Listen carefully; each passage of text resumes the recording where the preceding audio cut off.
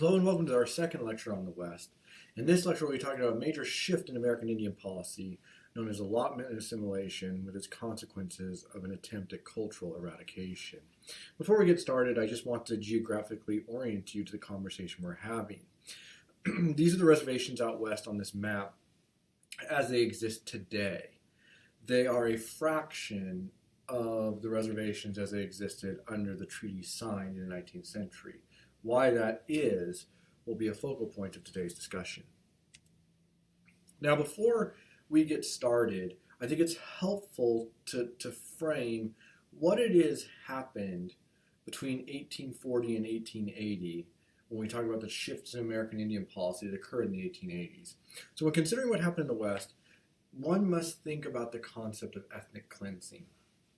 Now, ethnic cleansing was a term that we used to describe, that was invented in the 20th century to describe many of the atrocities that occurred, be it the Holocaust of World War II or what happened in Bosnia and the former Yugoslavia in the 1990s, to what happened in Rwanda in the 1990s, or Armenia during World War I, and a whole host of issues, unfortunately.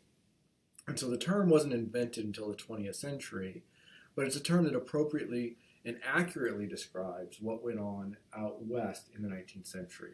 So, in a basic sense, ethnic cleansing is the eradication of a people from a place, land, or region because of who they are. You are targeting people from removal from where they live, where they reside, simply for who they are. And that might be because of their race, because of their ethnicity, because of their religion, their culture, or a multitude of factors. But whatever the case is, you have created an identity construct that marginalizes this people as the other, as not belonging to the dominant culture. And because of that, you discriminate against them, and that discrimination leads to an attempt to remove them from the land, or remove them from a place, and that is the definition of ethnic cleansing. It is undeniable that ethnic cleansing is what happened out west. Indigenous peoples, Native American tribes, were targeted by the U.S. government and by U.S. citizens for removal from the lands in which they live, for no other reason than they were Native Americans. There was no other reason than they were Native Americans. And this process was violent. It involved warfare, massacres, and mass murders or killings. When you target a people for not just removal, but in a systematic attempt to eliminate their very existence, killing them for who they are, that goes from simple ethnic cleansing, which is horrible and atrocious enough, and takes the leap into genocide, where you are targeting people for death because of who they are. It is undeniable that that's what happened to Native Americans out west during the 19th century. It is undeniable. And the classic counter-argument to what I am presenting to you that some people will offer is that, well, yes, there was ethnic cleansing, and yes, there was the targeted murder and killing of Native peoples, but there was no plan. This wasn't part of any kind of plan. It wasn't premeditated. It was the tragic consequence of two peoples coming together, both wanting land, both wanting use of the land, both wanting to exploit the resources of the land, and both sides resorting to warfare and violence. And it was the tragic, unfortunate side effect of that. Now, that position sounds reasonable, but it ignores the facts on the ground and ignores the historical record. The aggressors here were not Native peoples. Native peoples weren't the ones who were moving into land that they didn't traditionally occupy. It was American citizens. And the Native peoples didn't declare war on the United States government until the United States government began to declare war on them. And it began to declare war on their very livelihoods, threatening their very existence. And in the vast majority of cases, it wasn't the Native peoples that that didn't abide by the treaties. It was the United States government who constantly wanted to either renegotiate the terms of the treaties, rewrite the terms of the treaties, or simply ignored the obligations of the treaties. That is not to suggest that there weren't acts of offensive violence and targeted killing of American citizens by Native peoples. It happened. It happened. But the aggression was on the side of the United States. The United States was the imperial colonial power trying to impose its will on Native peoples in the lands that they had lived in for centuries and millennia. Also, if you go back and look at the historical archive, if you go back and look at the primary source material, you will find copious examples of military leaders, of political leaders, of everyday citizens who are calling for the extermination of Native peoples, calling for Native peoples to be eliminated, that they don't deserve reservations, that they don't even deserve to live. That is ethnic cleansing and genocide, undoubtedly. It is one of the worst stories, not just in world history, but in American history. And this is on top of the fact that Native American tribes were denied rights under the U.S. Constitution and denied basic human rights. As I mentioned in the last lecture, it's not until 1878 with the Standing Bear court case where they were considered human beings under the law. In all the Standing Bear case does in 1878, it says legally you can't treat them as subhuman anymore. They have to be treated as human beings. But it didn't make them U.S. citizens. It didn't make them equal politically or legally under the United States Constitution. And I don't think that you can discount during this whole story the ideas we talked about in the last unit. Ideas about civilization and WASP and social Darwinism and eugenics. We talked in the last lecture about how they could be applied to African Americans in the South, but they were equally applied to indigenous peoples out west. This paradigm of considering some people inferior and equating racial constructs with biological species and painting the world as this kind of apocalyptic survival of the fittest, that played a role in rationalizing and justifying the oppression and colonization and murder of indigenous peoples. It played a fundamental role. So this is what's happened up to the 1880s. Indigenous peoples have been forced onto reservations. The populations have been enormously reduced through warfare, violence, and murder. The reservations are now places, by and large, run by the Bureau of Indian Affairs and the Indian agents. And they are places of poor land, poor water, in which Native Americans are forced into a relationship of dependency upon the federal government for rations and cash allotments to support themselves. And those things are routinely stolen by corrupt Indian agents. But nonetheless, at least in concept, the reservation was supposed to be a place where Native Americans were free to be Native American. Now you can rightly ask the question, well, can you actually be Native American in a colonized setting that is the reservation? In a prison-like setting that is the reservation, when you've been deprived of your liberty, your freedom, and the very resources that make your culture possible, are you actually able to actualize your identity and be who you want to be and your people to be whom they want to be? That is a legitimate question to ask. In theory, though, the reservations are supposed to be a safe haven for them to continue to be Native peoples. But that's about to change. So, in the 1880s, the U.S. government and its citizens were not content with the colonization of the West and of Native peoples. There was a general feeling among American policymakers and the public that the reservation system was too generous to Native American tribes, that they were given too much land, and that the treaties gave them too much in the form of cash payments and food rations and clothing allotments and so on and so forth.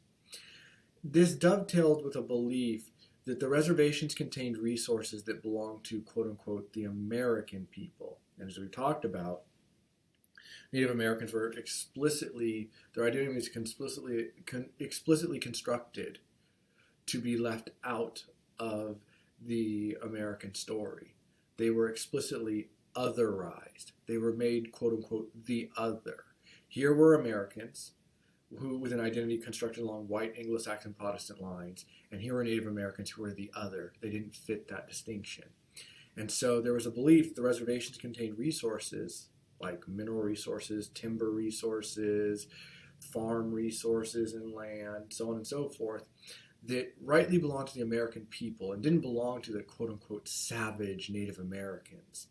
There was also belief that the reservation system was too expensive, that it was too expensive. It cost the American government too much, and that money would be better served elsewhere.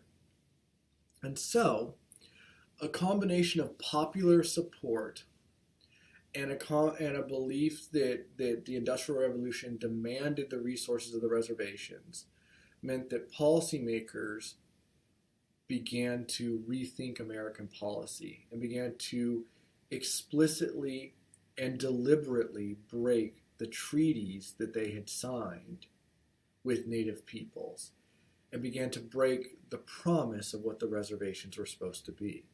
This was done through an act of Congress called the Dawes Act of 1887. It's named after the congressman who sponsored and drafted the bill.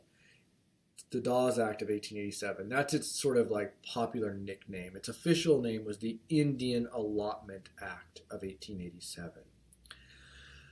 The Indian Allotment Act of 1887 was designed to break up the reservations through allotments. So for you to understand what this really meant, you need to understand how the reservations were constructed. Remember, Native peoples didn't believe in individual land ownership, and the whole idea of the treaty system, which felt like a land transaction, cash for land, really did not sit well with all Native peoples and all Native tribes. But once they were compelled or forced into this system, the reservation was understood to be collectively the land that the tribes lived on. It was a collective land for them to do what they wanted. Well, what the Indian Allotment Act, or the Dawes Act, was designed to do was in that collective occupation of the reservation. You have to understand, in 1887, when the Indian Allotment Act was passed, 150 million lands out west were 150 million acres of land out west was reservation land. 150 million acres. Now that pales in comparison to the lands that these people traditionally occupy, but it's still a significant amount of land. And we're talking about 150 million acres for a population that's probably around 250,000, give or take. And what congressional policymakers were arguing is that was more land that they needed. So if they could break up the reservations into individual allotments and assign each allotment to every adult male or male head of household, then there would be tons of land left open. So what they did was they basically, it was applied differently on every reservation, but effectively how this worked was that every reservation was broken into allotments of acreage, maybe 10 acres, 20 acres, 50 acres, so on and so forth, right? And then every family or adult male or adult head of household, they all got one of these allotments as their private property. But after you gave allotments to all the people who qualified for them, you then had a bunch of land left over. In fact, the majority of each reservation was left over. So what that meant is that land was reverted back to the federal government. And the federal government would then sell off or give that land to white settlers or businesses and corporations that wanted that land. Now, in terms of the allotments themselves, there was a restriction on Native peoples that said they had to wait a period of time. They took ownership and they had to wait a period of time. But after a certain period of time, like say 5 years, they could then turn around and sell their allotment for cash, which meant that even more of the reservation land could fall out of Indian control. The idea here was to not just break up the reservations through these allotments and sell off some land. It was also to force indigenous peoples into a cultural practice that white Americans had deemed more useful to them, which is individual land ownership.